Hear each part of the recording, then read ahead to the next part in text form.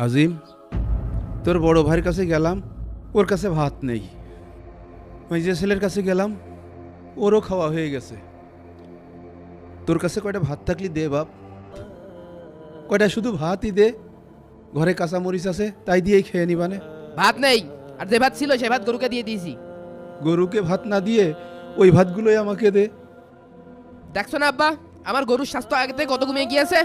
আর এই বিকেলবেলা করে চালানো তো আব্বা, যাও তো যাও তো যাও। হায় রে সন্তান, জমির ভাগগুলো পেয়ে গেছিস, এখন আমার থেকে গরুর মূল্যই তোর কাছে বেশি। কি ব্যাপার আবুল মিয়া, থালা হাতে কোথায় যাচ্ছ?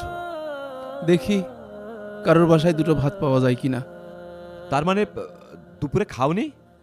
3 ছেলের কেউ দুটো ভাত দিল না। এখন ভাত কোথায় পাবো? তোমার জন্য কি ভাত রান্না করেছে? আর তোমার বৌমা কি তোমার জন্য ভাত রান্না করে বসে আছে? তোমার যে ছেলের কাছে ভাত খাওয়ার কথা সেই ছেলের কাছে যাও। সারাদিন না খেয়ে আসি। শেষমেশ কোনো কুল কিনারা না পেয়ে আবুল মিয়া রাস্তায় বের হলে চেয়ারম্যানের সাথে তার দেখা। ভাই, বাপ দেখ চেয়ারম্যানের ডেকে নিয়ে আসে। হ্যাঁ, তাই নাকি? তোমরা 3 ভাই মিলে এই বৃদ্ধ লোকটাকে খেতে দিতে পারলে না? শোনো, একটা কথা বলি।